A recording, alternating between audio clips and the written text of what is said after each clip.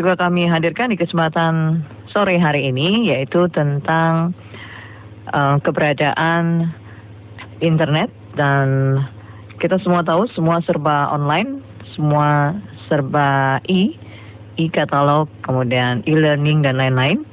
Tapi bagaimana proses pengamanan di dalamnya? Kami akan berbincang bersama pakar keamanan cyber dari Communication and Information System Security Research Center, Bapak Pratama D. Persada. Wawancara Pro3.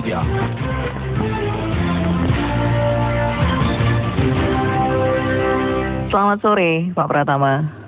Selamat sore, Mbak Rani. Apa kabar? Saya mendengar Pro3 RRI. Iya, jadi baik. Baik ya. Ya, ini betul ya. Tadi semua serba online, ada e-katalog, e-learning dan lain-lain ya, e-KTP dan lain-lain. Ini, tapi dari sisi pengamanan kita bagaimana di Indonesia? Sudah sangat baik atau masih kurang ini, Pak Pratama? Ya, gini Mbak Rani, para pendengar Pro3 RRI. Jadi sebenarnya Indonesia ini sekarang ini sudah hampir mau menerapkan semuanya menjadi layanan digital. Semuanya digital, kita menggunakan internet, menggunakan jaringan intranet, kita menggunakan apapun. Yang penting semuanya mau didigitalisasi gitu. Nah, ini sebenarnya adalah ide yang sangat bagus sekali gitu. Memang udah merupakan keharusan dan kewajiban di era sekarang ini kita harus mendigitalisasikan semua layanan, terutama layanan pemerintah atau layanan apapun itu gitu, karena itu bisa mempercepat proses, bisa mempermurah proses, bisa ya yang bagus-bagus lah harusnya gitu. Karena kan layanan publik ya. Betul, layanan publik yang harusnya kita mengurus sesuatu itu butuh waktu seminggu, 2 minggu, dengan adanya layanan online mungkin bisa sehari atau sejam gitu. Ini kan sebenarnya membantu publik gitu. Idenya sih sudah cukup bagus sekali gitu. Coba jadi masalah adalah ketika kita bisa membuat suatu sistem yang sangat bagus, yang sangat mahal, enterprise gitu. Tetapi kadang-kadang kita lupa bagaimana mengamankan sistem tersebut gitu. Kita tahu bahwa kita punya EDCRT yang mencatat di tahun 2014 itu ada sekitar 48 juta insiden serangan cyber di Indonesia. Bayangin, itu berarti sehari kita sekitar berapa itu, 240 ribu. Itu semenitnya mungkin sekitar 100 serangan per menit itu. Nah, ini sebenarnya Indonesia ini sudah dalam tahap yang kalau menurut saya darurat untuk mulai bertahan terhadap serangan cyber. Jadi kan kita Pak Jokowi udah bilang kita darurat narkoba kan. Sepertinya ini pun harus kita sadari bahwa serangan cyber ini sudah menjadi hal yang nyata gitu. Bukan lagi angan-angan. Kadang-kadang memang kita berpikir bahwa masa sih ada serangan yang gitu, apa sih efeknya gitu. Cuma kita nggak tahu sebenarnya banyak informasi-informasi strategis milik negara, milik pemerintah, kemudian milik korporat, perusahaan, bahkan milik pribadi kita yang sebenarnya perlu kita lindungi. Tapi sebetulnya mana yang lebih dulu, karena mungkin masyarakat dengan perkembangan internet dan lain-lain mereka mudah ya mempergunakan. Kemudian sistemnya juga sudah dibuat. Tapi ternyata tidak mengindahkan resikonya. Apa sih sebetulnya yang mau dihack gitu ya? Kita mungkin pernah kasus kemarin iktp ya. Itu data-data juga ya. Itu bongkar semuanya. Apa itu juga salah satu yang bisa ya, contoh ya seperti itu ya, Pak Pratama ya? Jadi begini Mbak Rani, sebenarnya secara tidak sadar kita harus memiliki data-data yang memang harus kita lindungi privasinya. Ya, contohnya EKTP tadi benar gitu. Bagaimana mungkin jika data EKTP bisa dilihat atau diambil oleh pihak asing yang itu bisa dimanfaatkan untuk apapun, karena di situ ada nama kita, ada keluarga kita, ada rumah kita, semuanya ada di situ. Itu bisa dimanfaatkan untuk misalkan untuk kejahatan atau untuk ekonomi atau untuk apapun bisa gitu. Itu data pribadi kita. Sekarang coba bayangkan kalau misalkan datanya yang dicuri itu data negara gitu. Contohnya misalkan apa ya cara gampangnya ini, saya selalu ngomong misalkan ada data tentang penyimpanan gudang senjata oleh TNI kita gitu.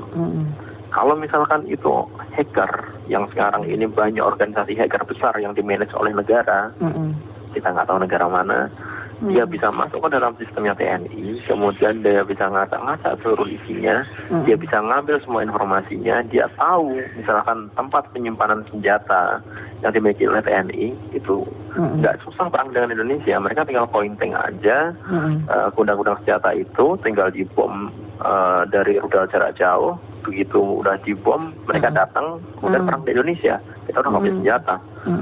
Pakai bambu runcing kita ntar perangnya lagi gitu. Kayak gitu. Pembobolan bank juga ya, pembobolan bank ya. Bank juga. Saya pikir itu kalau nasabahnya nggak lapor mungkin bank nggak tahu ya, Pak Pratama ya.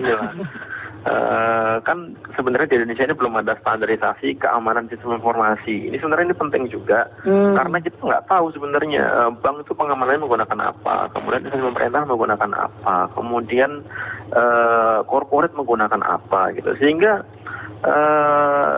kerawanan ini bisa terjadi di mana-mana gitu. Apalagi misalkan lembaga keuangan, mereka mendingan rugi sebulan 10M 20M daripada rugi nggak dapat nasabah 10 triliun 20 triliun gitu, karena mereka pasti akan menjaga informasi-informasinya supaya jika nanti ternyata ada vulnerability atau ada lubang celah keamanan, mereka akan berusaha secara diam-diam akan menutupinya gitu. Jadi perlu upaya apa nih supaya bisa membangun keamanan cyber? Yang pertama, konsep Badan Cyber Nasional Bapak Jokowi itu cukup bagus. Ini merupakan embrio, sehingga informasi apa yang dimiliki oleh Indonesia, baik informasi milik negara, pribadi atau korporat, itu bisa dilindungi dari serangan-serangan dari pihak luar atau pihak dalam yang digalang oleh pihak luar gitu. Kemudian yang kedua, harus ada standarisasi. Bagaimana pengamanan informasi ini terstandarisasi, harus ada lembaga yang melakukan itu, sehingga keamanan di tiap instansi, di tiap departemen, di tiap bank, di tiap corporate itu merupakan keamanan yang sangat maksimal, karena pengamanan ini bukan suatu hasil akhir, dia adalah proses. Jadi kalau misalkan salah satu saja yang ada celah, dia bisa digunakan untuk menyerang celah lain. Ilustrasinya gini, Mbak Rani, di Indonesia ini kita ada berapa puluh ribu ATM kan? Hampir 80-90% ATM di Indonesia itu masih menggunakan Windows XP. Windows XP itu sudah tidak disupport lagi oleh Microsoft sejak tahun 2013-2014 awal. Sehingga jika ada lubang celah keamanan di situ, Microsoft udah nggak akan ikut campur lagi gitu. Nah, seandainya ada hacker yang cukup pintar, dia bisa masuk ke dalam sistem ATM kita yang masih menggunakan Windows XP. Dia mungkin uang yang diambil pun nggak banyak, satu ATM paling berapa puluh juta, berapa juta. Tapi ini nggak nakut-nakutin ya, Pak Pratama ya? Ini kenyataan ya, Pak Rani. Tapi kalau misalkan dia bisa masuk ke dalam sistem perbankan kita, misalkan bank A gitu, dari bank A dia bisa masuk lagi ke dalam Bank Indonesia. Coba apa jadinya? Jika wanita diacak-acak, Mbak Rani punya duit di ATM, Mbak Rani punya duit di bank, tapi nggak bisa ngambil duitnya karena datanya diacak-acak. Ya. Siapa yang mau? Gitu. Nah, ini data-data ini yang harus kita amankan. Nah, kita sudah mulai sadar enggak gitu, karena ini adalah ancaman yang nyata. Orang bikin cloning kartu kredit sangat gampang sekali. Orang bikin cloning kartu ATM sangat gampang sekali gitu.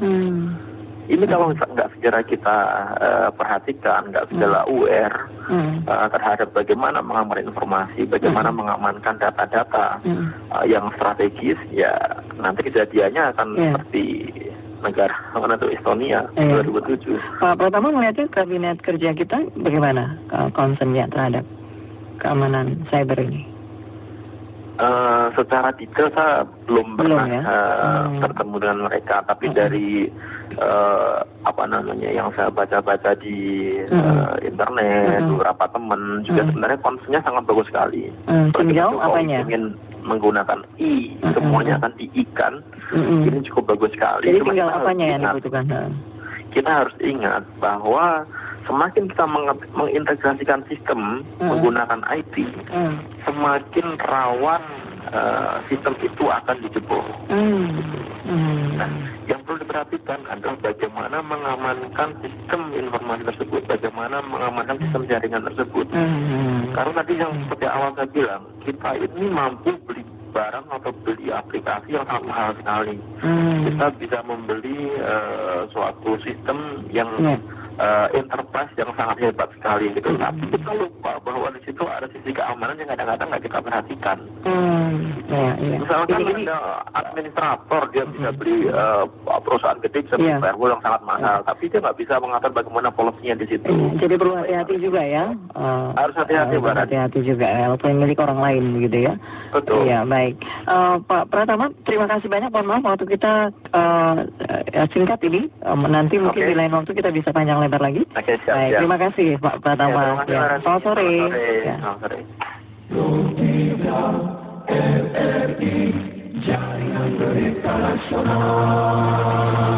Pendengar, demikian perbincangan singkat kami bersama pakar keamanan cyber dari Communication and Information System Security Research Center, Bapak Pratama D. Persada, tentang keamanan cyber.